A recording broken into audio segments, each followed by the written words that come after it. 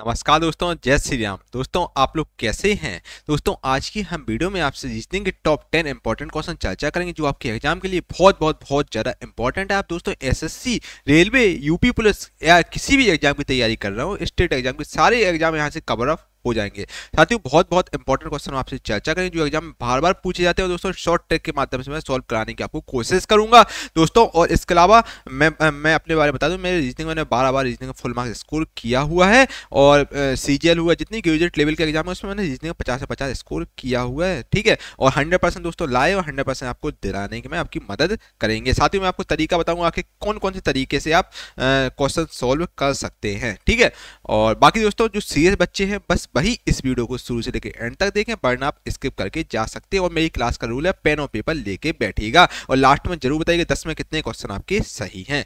चलिए भाई, फर्स्ट वाला क्वेश्चन आपके सामने ए रहा मेरे भाई। देखो, निम्न क्रम में लुप्त संख्या हमें ज्ञात करना है, यानी कि इसमें हमें मिसिंग नंबर ज्ञात करना है मेरे भाई। ठीक है, वेरी इंपॉर्टेंट है। एनटीपीसी में क्वेश्चन पूछा गया, ग्रुप डी में क्वेश्चन पूछा गया, सीएचएसएल में क्वेश्चन पूछा गया। इंपॉर्टेंट क्वेश्चन है आपका। ठीक है, एक आपका पेयर है, सीरीज है 6, 30, 150, 3750। ठीक है मेरे भाई, ये आपका एक पूरा सीरीज है। बताओ मेरे भाई क्या आपका आंसर होगा? बच्चे जल्दी से बताओ, आपका हिसाब से कौन सा ऑप्शन सही होगा। देखो, जितना आप प्रैक्टिस करेंगे बच्चे उतना आप परफेक्ट होंगे। तो प्रैक्टिस बोलते हैं ना, प्रैक्टिस मेक्स मैन परफेक्ट, तो प्रैक्टिस ज्यादा से ज्यादा कीजिएगा। ठीक है, अब चूंकि 6 और 30 की अगर हम बात करें, 30 और 150 की बात करें, और 150 और इस संख्या की बात करें, ये मतलब कुल मिला के हमें ये वाला संख्या ज्ञात करना है, ये नंबर क्या होगा। तो मेरे भाई बच्चा 6 और 30 के 6 में ऐसा क्या करे 30 आ जाए।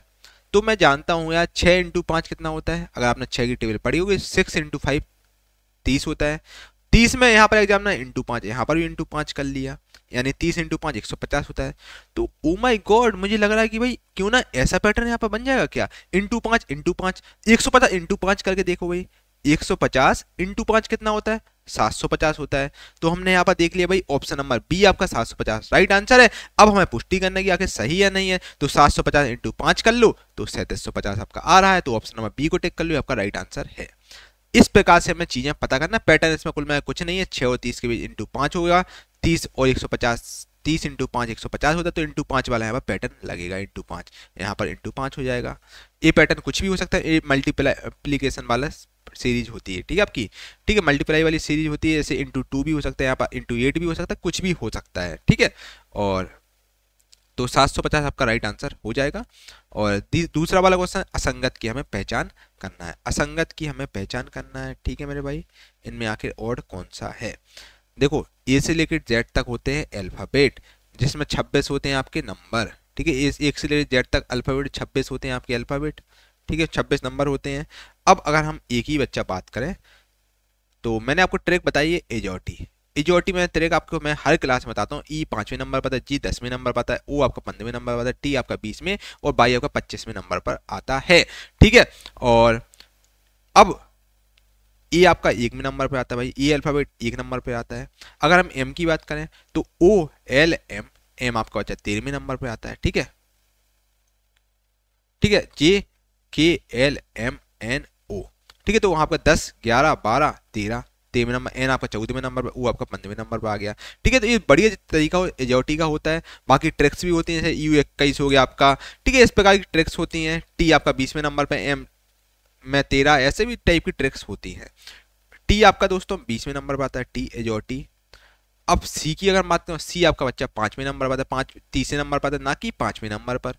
5वें नंबर पर आपका ई अल्फाबेट आता है, ना कि सी आता है। तो ई आपका गलत है, तो डी वाले को टिक कर लीजिए, यानी कि option number D right answer आपका हो जाएगा। क्या आपको कोई दिक्कत, कोई तकलीफ, कोई समस्या, बच्चा किसी प्रकार का डाउट हो तो बताओ, आपके दोनों के डाउट क्लियर कर दिए जाएंगे, है ना। तो ऑप्शन नंबर डी को टिक कर लीजिए आप। ठीक है, अगले क्वेश्चन में चलते हैं। थर्ड वाला क्वेश्चन आपके सामने ए रहा, दिए गए पैटर्न का ध्यान पूर्वक अवलोकन करें और उस संख्या का चयन भी करें जो इनमें इसमें प्रश्न चिन्ह के स्थान पर आ सकती है। ठीक है, तो आपको मिसिंग नंबर एक फाइंड आउट करना है कि इनमें से क्या होगा। ठीक है, मिसिंग नंबर का क्वेश्चन है, बहुत इंपॉर्टेंट। एग्जाम में 1 से 2 बार क्वेश्चन पूछ चुका है और संख्या एग्जाम में बदल देता है बस। ठीक है, कभी एग्जाम में करना क्या होता है, गोले में संख्या बदल देता है। अब यहाँ पर क्या पैटर्न होगा, एक गोला है। ठीक है, 1, 8। देखो, आपको मैं मैंडेटरी बता दूं, 1 से लेकर 20 तक आपको क्यूब याद होना ही चाहिए हर हाल में, और 1 से लेकर 30 तक आपको स्क्वायर याद होने चाहिए। यहाँ से साथियों आपके 2 से 3 क्वेश्चन एग्जाम में हो जाएंगे। अगर आपको स्क्वायर और क्यूब याद हो जाएगा तो आप इजीली समझ जाएंगे कि ये किसका स्क्वायर है किसका क्यूब है। तो इस प्रकार से ये आपका एक का क्यूब हो गया, ठीक है। 1 का क्यूब 1 होता है। 8 की अगर हम बात करें तो 8 आपका 2 का क्यूब होता है मेरे भाई, 2 का क्यूब 8 होता है। अगर हम 27 की मेरे भाई बात करें, 27 आपका 3 का क्यूब होता है, ठीक है। तो यहाँ पर ये चल रहा है 1 2 3, तो अब यहाँ पर 4 का क्या होगा, 4 का क्यूब। यहाँ पर ऐसा पैटर्न बन रहा है भाई मेरे, देखो देखो ऐसा आपका बन रहा है, ये गोला इसके इक्वल है, ठीक है। ये वाला गोला आपका इसके इक्वल है, ठीक है। ऐसे आपका बन रहा है, ठीक है मेरे भाई। और 4 की अगर हम बात करें तो 4 का जो होगा ये, 4 का क्यूब कितना होता है मेरे भाई, 4 का क्यूब होता है आपका 64। 4 का क्यूब होता है 64, तो 64 को टिक कर लो, 64 आपका आंसर हो जाएगा। ऑप्शन में भी 64 को टिक कर लिया, आपका राइट आंसर। इस प्रकार से बच्चा आपको चीजें फाइंड आउट करनी हुई होती हैं, बिल्कुल भी कंफ्यूज नहीं होना है। और देखो दूसरी बात सुनो भाई, अब मैं बात कर रहा हूँ एग्जामिनर के पॉइंट ऑफ व्यू से। आप वो बालक, आपको समझ में नहीं आ रहा है क्या करना है यार, तो आपने यहाँ पर देखा, अगर आपको 2 सेकंड में करना है तो आपने यहाँ देखा 1 8 27, देखो जितने क्वेश्चन आप प्रैक्टिस करेंगे उतनी परफेक्ट होंगे। तो आपके दिमाग में बात आ जानी चाहिए यार, यहाँ क्यूब वाला पैटर्न बन रहा है, 1 का क्यूब 2 का क्यूब 3 का क्यूब, तो यहाँ पर भी क्यूब, जो अगला संख्या क्यूब ही आएगी। तो क्यूब आपका 64 होता है, 22 क्यूब नहीं होता है, 32 भी क्यूब नहीं होता है, 48 भी क्यूब नहीं होता है, 64 आपका 4 का क्यूब होता है। तो एक ए भी ट्रिक होती है, तो ऑप्शन में भी 64 को टिक कर लो, आपका राइट आंसर हो जाएगा, ठीक है। तो बिल्कुल भी आपको घबराना, पैनिक बिल्कुल नहीं होना है, और जितनी प्रैक्टिस करेंगे उतना परफेक्ट होंगे आप। मेरी दोस्तों मैं डेली बेस पे आपके लिए वीडियो ला रहा हूँ बैक टू बैक रीजनिंग की, तो मैं रीजनिंग में आपको महारथी बना के ही दम लूंगा यार भाई मेरे, अब है ना। और फिफ्थ वाला क्वेश्चन, फोर्थ वाला क्वेश्चन आपके सामने ये रहा, देखो भाई, दी गई श्रृंखला का अगला पद क्या होगा, दी गई जो सीरीज है इसका हमें अगला पद ज्ञात करना है, क्या होगा, ठीक है। ओके डन, कोई दिक्कत, कोई तकलीफ, कोई समस्या, बच्चा कोई डाउट हो तो बताओ, ठीक है। हमें अगला पद ज्ञात करना है, आखिर इसका अगला पद होगा तो होगा क्या, ठीक है। बहुत बहुत बहुत इजी क्वेश्चन है यार, इतना इजी क्वेश्चन आपने कभी जिंदगी में देखा ही नहीं होगा, ठीक है।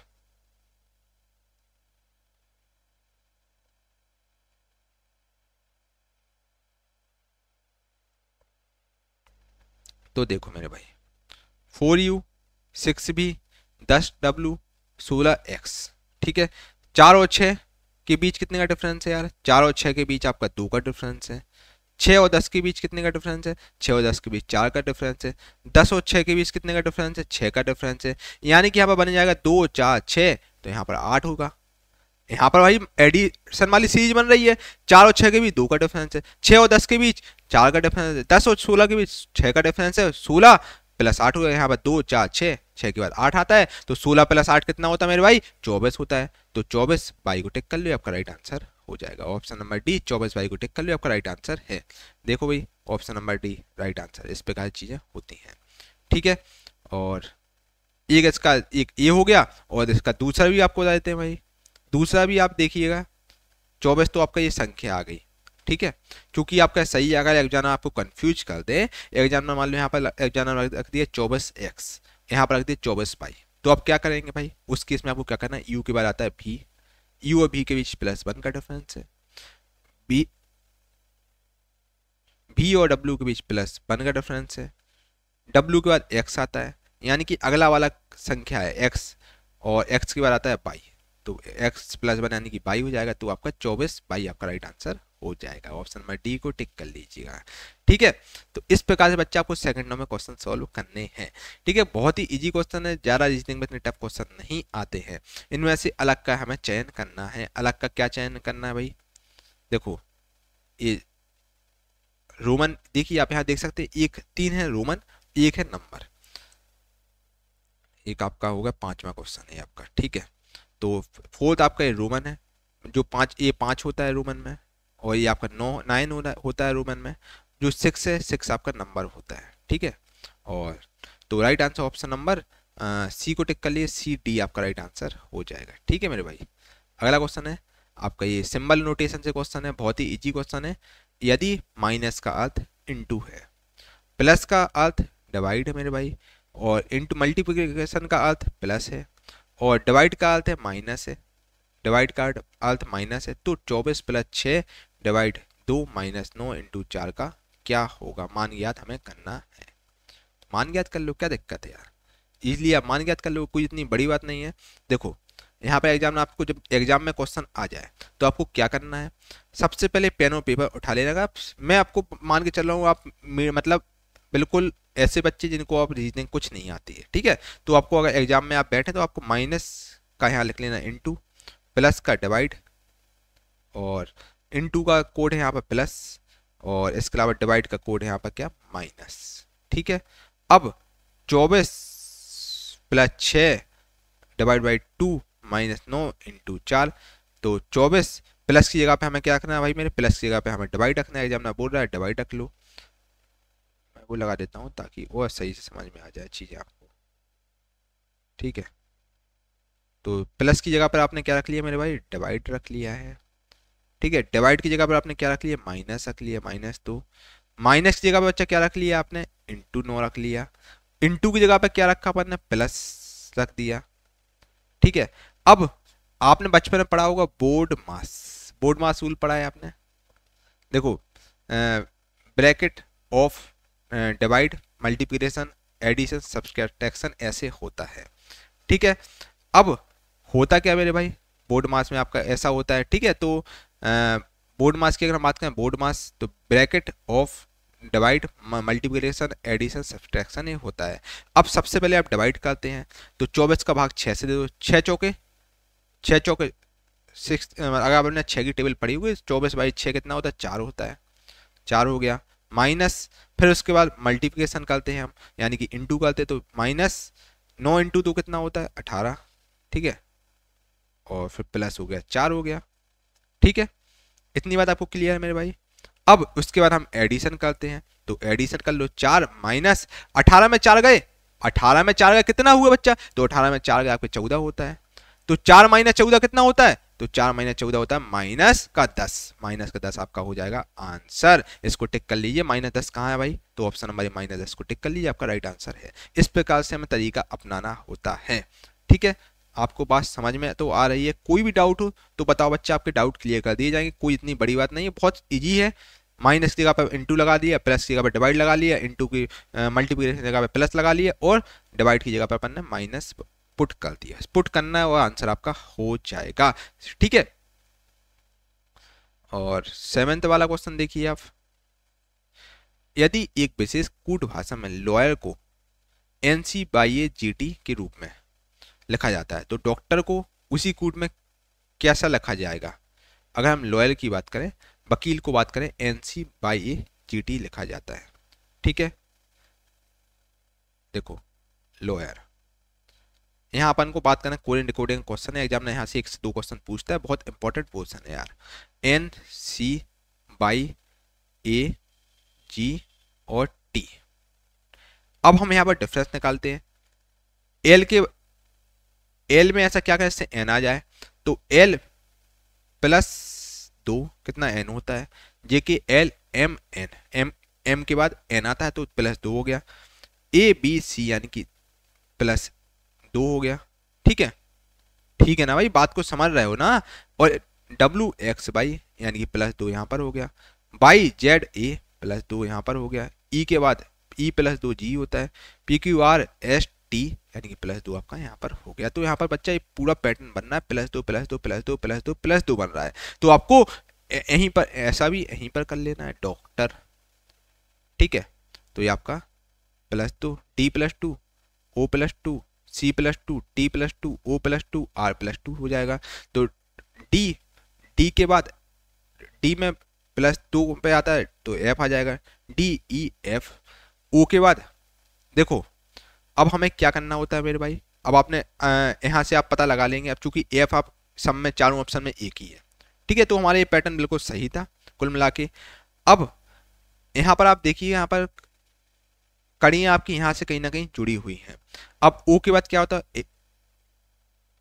O के बाद +2 ऐड करेंगे, LMNO। O के बाद P के बाद आता है Q आता है, तो यहाँ पर Q हो गया। तो इनमें से 2 ऑप्शन तो आपके हो चुके गलत, ठीक है, अब आपको इन दो में से एलिमिनेट करना है।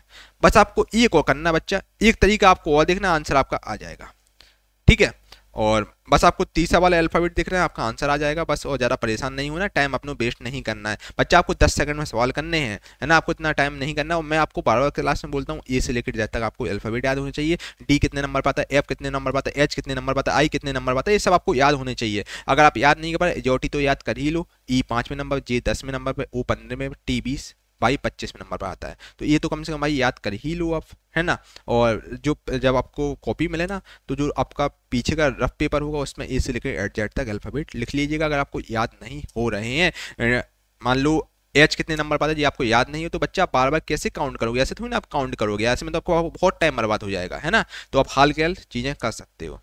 अब C+2 कितना होता है, तो C+2 ई होता है मेरे भाई, बस बात खत्म। ई कहाँ पर है, इसमें ऑप्शन नंबर बी में, तो ऑप्शन नंबर बी को टिक कर लो, आपका राइट आंसर। यही तो तरीका है, इतना सरल क्वेश्चन है, आप लोग गलत कराते हैं। अब बस ई यहाँ पर भी हो जाएगा, यहाँ क्यू, यहाँ पर टी, इतनी सी आपने बस पजल सॉल्व कर ली, पूरा आपकी कड़ी सॉल्व हो जाएगी। ठीक है, तो ऑप्शन नंबर बी को टिक कर लो, आपका राइट आंसर हो जाएगा। ठीक है, ऑप्शन नंबर बी आपका राइट आंसर है।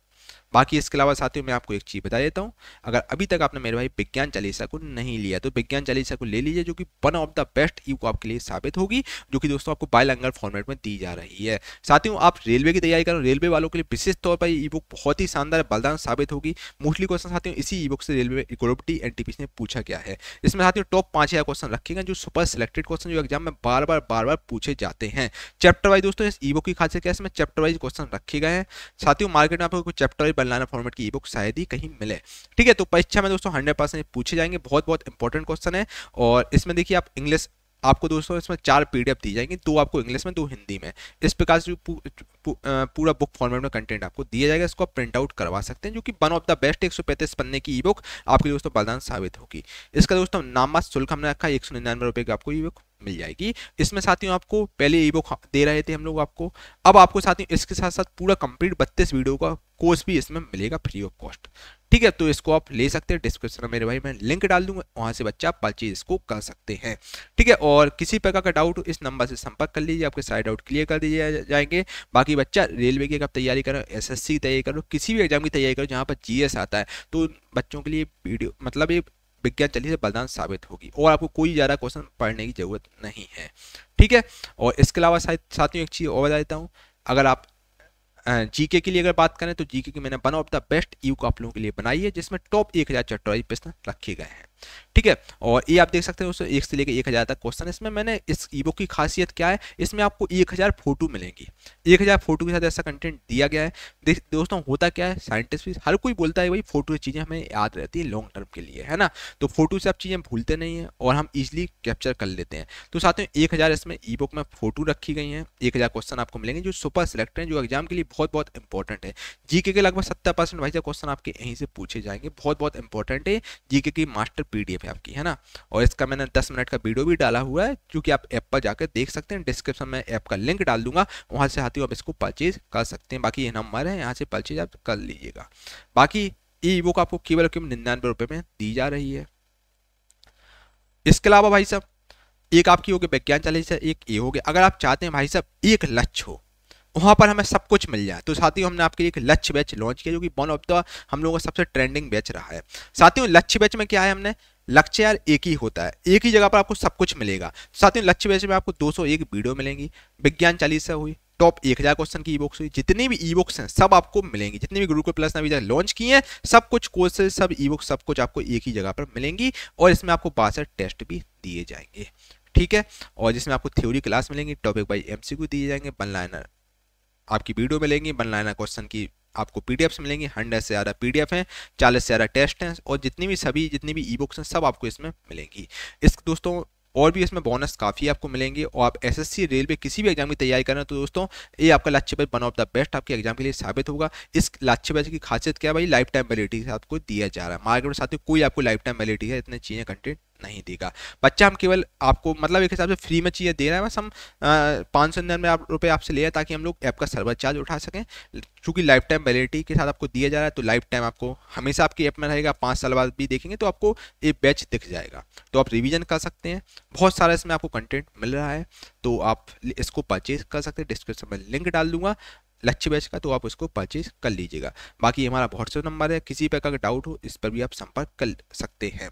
ठीक है साथियों, लक्ष्य बैच आपके लिए वन ऑफ द बेस्ट रहेगा। किसी भी एग्जाम की आप तैयारी कर रहे हैं मैं आपको सजेस्ट करूँगा लक्ष्य बैच आप जरूर लीजिएगा। यहाँ से आपके बहुत सारे एग्जाम्स के मैं क्वेश्चन आपको यहाँ से मिलेंगे। अब हम लोग चलते हैं मेरे भाई 8वें क्वेश्चन की ओर। 8वां क्वेश्चन आपके सामने ए रहा मेरे भाई। देखो कौन सा जो आपका बेन डायग्राम है, बेन आरेख निम्नलिखित वर्गों के बीच संबंध को सही ढंग से दर्शाता है। आखिर में से कौन सा बेन डायग्राम है जो संबंध को सही क्रम में दर्शाता है, बताइए भाई। आखिर में से कौन सा बेन डायग्राम आपका सही होगा। ठीक है, आपको 4 ऑप्शन दिए जाते हैं भाई मेरे। 4 ऑप्शन में आपका क्या आंसर सही होगा बताइए। देखो एक तरफ हो गया शेर हो गया, घड़ा हो गया, जंगल हो गया। देखो भाई जंगल के अंदर होता है आपका शेर आता है, जंगल के अंदर आपका क्या आता है, शेर आता है, और घड़ा आपका अलग होता है, जो हम पानी वाला घड़ा होता है वो अलग होता है। ठीक है, तो ये आपका बी ए हो गया, सी ए हो गया, ये आपका ए हो गया। तो ऑप्शन नंबर ए को टिक कर लीजिए, आपका राइट आंसर है। बच्चे इस प्रकार से आपको तरीका अपनाना है। बहुत बहुत इजी होते हैं वेन डायग्राम क्वेश्चन, जो आप सेकंडों में कर सकते हैं, कोई इतनी बड़ी बात नहीं है। वेन डायग्राम से एग्जाम 2 से 3 क्वेश्चन पूछ लेता है, तो इंपॉर्टेंट पोर्शन है वेन डायग्राम आपका बहुत। अगले क्वेश्चन में चलते हैं। 9वां वाला क्वेश्चन आपके सामने ए रहा। देखो ये बहुत ही इजी है, बच्चों वाला क्वेश्चन, चिरकुट वाला क्वेश्चन है यार। और उस उत्तर आकृति का चयन करना है जो दी गई प्रश्न आकृति को दर्पण छवि के बिल्कुल समान प्रतीत होती है। ठीक है, अब ये आपकी प्रश्न आकृति है। अगर हम इसको मिरर के सामने मेरे भाई रख दें, इस आकृति को मिरर के सामने मान लो हमने रख दिया, तो कैसी आकृति ये बनेगी। तो ये आपकी आकृति अगर आपने सोचो यार, देखो इमेजिनेशन किया करो। इमेजिनेशन से आपको चीजें याद है कि मिरर के सामने कुछ बर्ड रख के देखो एक बार। जो मिरर होता है जिसमें अपनी चेहरा अपने हाथ है ना, उसको एक बार अपने हाथ में लाओ यार, देखो यार भाई अगर हम ए रख रहे हैं तो ए आपका किस टाइप से दिखेगा, डी रख रहे हैं तो डी किस टाइप का दिखेगा। बच्चे ये सबसे बेस्ट तरीका होता है, इसमें आप चीजें नहीं भूल सकते। मान लो आपको यार ए वाला मान लो आपको ट्राइंगल है, आपने ट्राइंगल आपने बना के रख दिया। अब आप सोचो मिरर के सामने हम इसको रख रहे हैं और ये कैसे दिखेगा मिरर में। ठीक है, तो आप ऐसे बच्चे इमेजिनेशन कर सकते हैं और कभी ये इमेजिनेशन आपकी गड़बड़ नहीं होगी। ठीक है, तो कुछ चीजें आपको माइंड से सोच के चीजें करनी हुई होती है। अब आपने ये मिरर के सामने इसको रख दिया मेरे भाई, मिरर के सामने बच्चा आपने इसको रख दिया। अब मिरर के सामने ये वाली जो चीज है ये यहाँ पर बनेगी, ये जो गोला है ना बच्चा ये यहाँ पर बनेगा। ठीक है, अब ये ट्राइंगल ऐसे बनेगा आपका। ठीक है, तो ऑप्शन नंबर आपका इनमें से क्या सही होगा, ए वाला सही होगा। तो ऑप्शन नंबर आप ए को टिक कर लीजिए, आपका राइट आंसर है। इस प्रकार से चीजें आपको करनी है यार। ठीक है, तो ऐसे आपकी इमेज बनेगी। तो मैं आपको बार बार कह रहा हूँ मिरर वाले क्वेश्चन से और पानी वाले क्वेश्चन है तो आपको बच्चा वो एल्यूमिनेट करके देखना होगा, खुद से करने की कोशिश करना है। आपको एक दो बार आपको क्या करना है, एक दो बार आपको थोड़ा सा प्रॉब्लम होगी, फिर आपकी चीजें क्वेश्चन बन जाएंगे। मान लो यार ये पेन है, ठीक है, अब मान लो मिरर के सामने हम रख दे तो कैसे दिखेगा ये। ऐसी ही तो चीजें होती है यार, है ना। मान लो मेरे शर्ट पे कोई लोगो है, अब मैंने मिरर के सामने मैं खड़ा हो जाऊं तो ये लोगो उल्टा दिखेगा।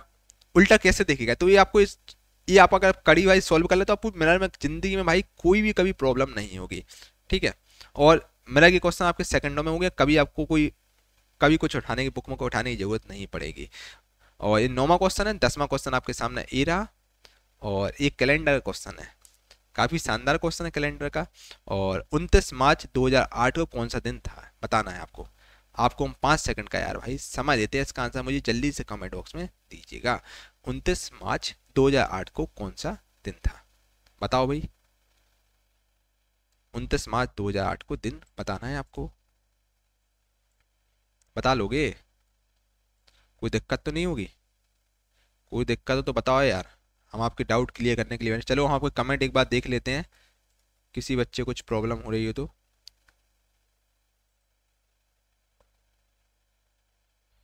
देखो भाई 29 मार्च 2008 को आखिर कौन सा दिन है यार। बहुत सारे लोग कमेंट बॉक्स में यार देख रहा हूँ मैं आंसर गलत हो रहा है यार, है ना। तो यार 29 मार्च 2008 को कौन सा दिन है बताओ मेरे भाई, जल्दी से बताओ। 29 मार्च 2008 को आखिर कौन सा दिन पड़ेगा। ठीक है, साथियों कैलेंडर क्वेश्चन एग्जाम में एक क्वेश्चन कम से कम पूछता है और कैलेंडर का क्वेश्चन आपको आना चाहिए। बहुत ही शानदार मैं ट्रिक से आपको कराऊंगा, परेशान आपको नहीं होना है। अगली बार से आप अब कैलेंडर क्वेश्चन आप सेकंडों में कर लेंगे, आपको परेशानी बिल्कुल भी नहीं होगी। ठीक है, ऐसी मैं ट्रिक आपके लिए लेके आया हूँ यार। देखो 10वां क्वेश्चन है आपका, और 29 मार्च 2008 को कौन सा दिन था। ठीक है, तो आपको बताना है। चलिए दोस्तों 29 मार्च है, 29 मार्च 2008 को कौन सा दिन है। मेरी एक गर्लफ्रेंड है, हालांकि मेरी एक्स गर्लफ्रेंड थी वो, अब नहीं है। ठीक है, तो जो बेवफा गर्लफ्रेंड होती है उसका नंबर तो आप भूलना भी चाहो तो नहीं भूलेंगे आप। तो 101 नंबर है मेरी गर्लफ्रेंड का, 144 025 036 146, ये नंबर है उसका, है ना। तो ये आप अपनी गर्लफ्रेंड का नंबर समझ के भी याद रख सकते हैं यार, है ना।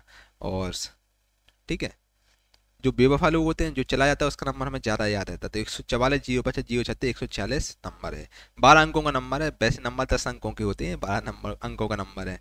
तो अपनी गर्लफ्रेंड या किसी का जो आपका खास है उसका नंबर आप समझ के याद रख सकते हैं।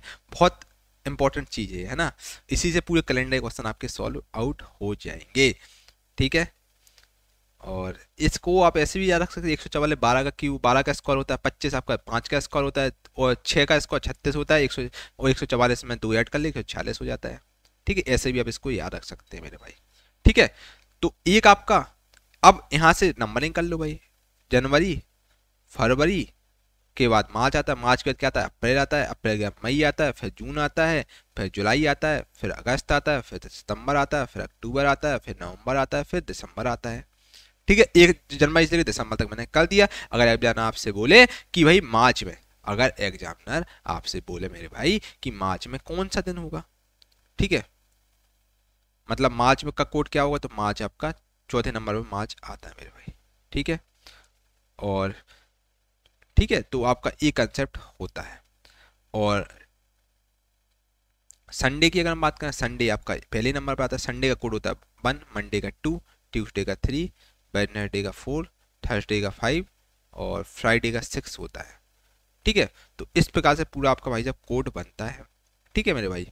ठीक है, कोई दिक्कत, कोई तकलीफ, कोई समस्या बच्चा, मैं कमेंट देख रहा हूँ आपके तो मोस्टली लोगों के सही हैं। ठीक है, और फ्राइडे सैटरडे का आपका 0 मान के चलो आप। ठीक है, तो ऐसा आपका बच्चा पूरा कोड वर्ड चलता है सीन। अब 29 मार्च 2008 को कौन सा दिन था। ठीक है, तो 29 मार्च की अगर हम बात करें आपसे, 29 मार्च 2008, 29 का भाग 7 से दो, क्योंकि एक हफ्ते में 7 दिन होते हैं। एक हफ्ते में बच्चे 7 दिन होते हैं। अगर हम मार्च की आपसे बात करें तो मार्च का कोड होता है 4 होता है। तो 29 का भाग अपन ने 7 से दिया, तो रिमाइंडर कितना बचा। चलिए मैं आपको दूसरे पेज में बता देता हूँ ताकि आपको और चीज़ें समझ में आ जाए यार, प्रॉब्लम ही ना हो आपको इस टाइप के क्वेश्चनों में। 29 मार्च 2008, 29 का हमने 7 से भाग दे दिया, 29 का 7 से भाग दिया तो रिमाइंडर 7 चौके 28, एक रिमाइंडर आपका बचता है, शेषफल 1 बचता है। अब मार्च का कोड क्या होता है, मार्च का 144 यानी कि 4 मार्च का कोड होता है।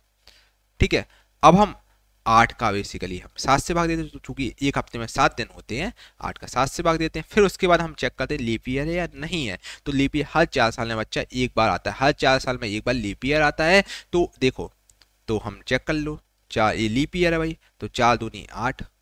ठीक है, तो यहाँ पर 2 हो गया आपका लीप ईयर वाला क्वेश्चन, हम इसको एड ऑन करते हैं। ठीक है, तो 1 + 4 और 7, एक हम 7 एक आपका आ गया यहाँ पर शेषफल यानी कि रिमाइंडर आ गया, प्लस कोसेंट 2 हो गया। ठीक है, 4 + 1 5 हो गया, 5 + 1 6, 6 2 8, 8 हो गया। अब हम 8 का फिर 7 से भाग देते हैं, चूंकि एक हफ्ते में 7 दिन होते हैं। अब शेषफल आपका कितना बचा, 1 बचा यार, 1 बचा ना शेषफल, मतलब आपने 7 का 8 से भाग दिया, तो 7 1 हम 7, एक आपका बचा शेषफल, रिमाइंडर आपका 1 बचता है, बचा 1। अब जो 2000 प्लस वाली बच्चा सीरीज होती है, याद रखिएगा 2000 प्लस 1900 वाली सीरीज होगी, वो इसमें शेषफल एक आपका आएगा, एक ही आंसर हो जाएगा। एक नंबर पर क्या बताया था मैंने, एक नंबर पर आपको संडे बताया था। अगर 1998 1999 होता तो आपका संडे होता। अब चूंकि 2000 प्लस वाली सीरीज, जो 2000 प्लस वाली सीरीज होती है, उसमें हम रिमाइंडर में से एक को घटाते हैं, रिमाइंडर -1 होता है, यानी कि एक में से एक चला गया, एक में से एक चला गया, क्या होगा बच्चा 0, एक में से एक चला गया 0 हो गया। ठीक है, तो आपका 0 0 क्या होता है, 0 का कोड होता है सैटरडे। जीरो का कोड होता है सैटरडे, तो सैटरडे को टिक कर लीजिए, आपका राइट आंसर है। ठीक है, तो ये तरीका सबसे बेस्ट तरीका होता है, तो सैटरडे आपका राइट आंसर हो जाएगा। ऑप्शन में भी शनिवार को टिक कर लीजिए, आपका राइट आंसर है। कुछ नहीं है रॉकेट साइंस, बहुत ही इजी है भाई तरीका। 29 मार्च 2008 को एग्जामिनर बोल रहा है कौन सा दिन होता है, ठीक है, तो आपको बताना है। तो हमें चूंकि एक हफ्ते में 7 दिन होते हैं, एक हफ्ते में 7 दिन होते हैं, तो 7 चौके 28, एक आपका यहाँ पर यहाँ का रिमाइंडर में एड ऑन करते हैं। अब मार्च का मैंने बताया आपको पूरा अपनी गर्लफ्रेंड का नंबर 144 025 036 146, तो मार्च का कोड होता है 4। अब उसी प्रकार दोस्तों 8 है, तो 8 का 7 से भाग दे दिया, एक आपका शेष पहले यहाँ बच जाता है। फिर हम चेक करते हैं कि लीप ईयर है या नहीं है। वो लीप ईयर हर 4 साल में एक बार आता है, ठीक है, और जिसमें फरवरी आपकी 29 की हो जाती है, ठीक है, तो ऐसा आपका होता है सीन। और फिर 4 दूनी यहाँ पर 2 आपका कोसेंट हो जाता है, फिर हम सबको एड ऑन कर देते हैं, तो 1 + 4 5 6 7 8 हो गया। अब हम चूंकि चेक करते हैं एक हफ्ते में 7 दिन होते हैं, तो 8/7 कर देते हैं, एक आपका हो जाता है। मोस्टली बच्चों का क्या है, 98% बच्चे क्या कराते हैं, संडे को टिक कराते हैं, आपका आंसर हो जाता है गलत। ठीक है, वो जल्दी हड़बड़ी में भूल जाते हैं कि रिमाइंडर 2000 प्लस वाली जो सीरीज होती है उसमें रिमाइंडर में से एक कम हम करना पड़ता है। ठीक है, तो 1 - 1 0 होता है, 0 आपका सैटरडे होता है। ठीक है, 0 कोड सैटरडे होता है, तो शनिवार यानी कि सही आंसर आपका होगा। मैं आपको बताऊंगा आप कौन कौन सी गलतियां करते हैं मेरे भाई। मोस्टली बच्चों के साथ यही गलती हुई, जैसे उन्होंने एक निकाला, एक वो देखते हैं यार एक आ गया, एक संडे पर, एक संडे का कोड होता है, तो संडे को टिक कराते हैं, आंसर हो जाता है आपका रविवार, आंसर हो जाता है गलत। फिर आप आंसर शीट में देखते हैं, आप कहते हैं सर 2 नंबर तो कट ही गया, साथ में आधा नंबर और ले गया वो, है ना। तो ये आपको तरीका, ये गलती नहीं करना है, और सैटरडे आपका, शनिवार आपका राइट आंसर होगा। इस प्रकार से चीज़ें की जाती हैं। बाकी साथियों मैंने 10 क्वेश्चन आपको बढ़िया शानदार तरीके से करवाए हैं। आई होप कि आपको बहुत ही शानदार मजा आया हो। बाकी किसी प्रकार का डाउट हो तो पूछिएगा, आपके सारे डाउट बच्चे क्लियर कर दिए जाएंगे। कमेंट बॉक्स में आप बताइएगा कि 10 में कितने क्वेश्चन आपके सही हैं, और आपको वीडियो कैसा लगा है वो भी आपको कमेंट बॉक्स में बताना है। अगर आप चाहते हैं आपको डेली बेस में साथियों इसी प्रकार की वीडियो मिलती रहे बैक टू बैक, तो आपको वो भी मुझ पर कमेंट करना है। ठीक है, तो क्वेश्चन ऑफ द डे है 2 अप्रैल 2008 को बच्चा कौन सा दिन था। 2 अप्रैल 2008 को आखिर कौन सा दिन था। ठीक है, इसका आंसर आपको मुझे कमेंट बॉक्स में बताना। आखिर देखते हैं कौन कितनी दूर और कौन कितने पानी में है, और 10 में कितने क्वेश्चन सही है कमेंट करके आप लोग जरूर बताइए। जिनके 10 में 9 है मैं उनको पर्सनली लाइक करूंगा और उनका बताऊंगा। ठीक है, तो बच्चा 70%, अगर आपका 80% स्कोर हो रहा है तो बहुत बहुत अच्छी बात है। और ठीक है, बाकी आप किसी पर और कोई आप एग्जाम की तैयारी करना आप चाहते हैं उसका कंटेंट मिले, तो उसके लिए आपको ज़्यादा से कमेंट करना होगा, सो दैट मैं उसकी भी आपको वीडियो बना सकूं। चलिए दोस्तों मिलते हैं अगली वीडियो में, तब तक के लिए thank you for watching this video. आपका दिन शुभ हो। जय हिंद, जय भारत।